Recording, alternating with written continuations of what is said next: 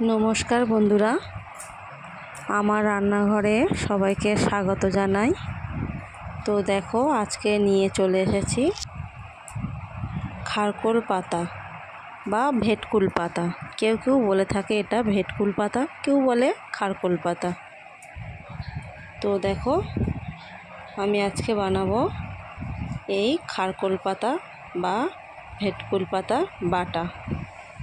তো পাতাগুলো আমি ভালো করে বেছে নেব, তারপরে ছোট ছোট টুকরো করে কেটে নেব।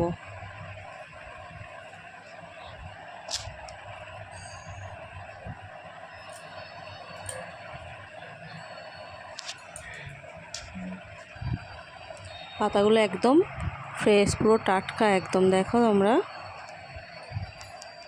তো আমি এখানে দেখো পাতাগুলো বেছে নিয়ে সুন্দর করে কেটে ধুয়ে পরিষ্কার করে নিয়েছি। তো এটা একটু আমি গরম জলে ভাপিয়ে নেব। তো আমি গ্যাসে বসিয়ে দিয়েছি ভাপাতে, একটু লবণ দিয়ে বসিয়ে দিয়েছি। তো আমার ভাপানো হয়ে গেছে, জল ঝারিয়ে নিয়েছি। তারপরে দেখো এটা মিক্সিতে নেব, মিক্সিতে বাটবো। তো নুন আর কাঁচা লঙ্কা দিয়ে মিক্সিতে বেটে নেব। কড়াই দিয়েছি, কালো জিরে, রসুন ফোড়ন আর পেঁয়াজ ফোড়ন দিয়েছি আর শুকনো লঙ্কা। তো এটা ভাজা ভাজা হবে।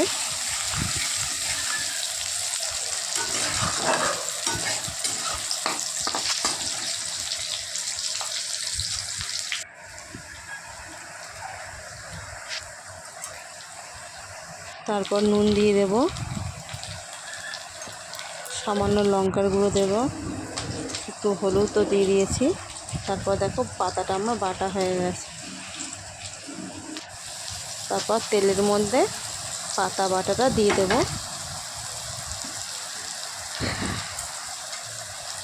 একটু লেবুর রস দিয়ে দেব, তাহলে গলা ফুটাবে না।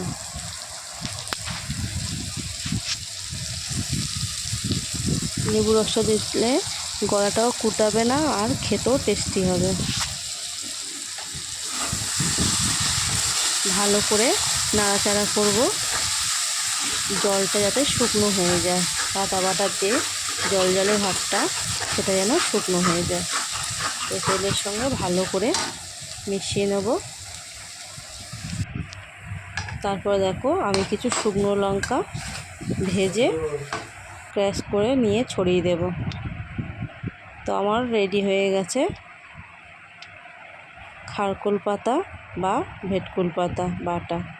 তো গরম ভাতের সঙ্গে জমে যাবে একদম, খুব ভালো লাগে এটা খেতে। তোমরাও বানিয়ে খেয়ে দেখো, ভালো লাগবে। ভালো লাগলে চ্যানেলটা সাবস্ক্রাইব করো, লাইক করো, কমেন্ট করো। পরবর্তী রান্না নিয়ে আবার ফিরে আসব। তোমরা সুস্থ থেকো, ভালো থেকো। Thank you.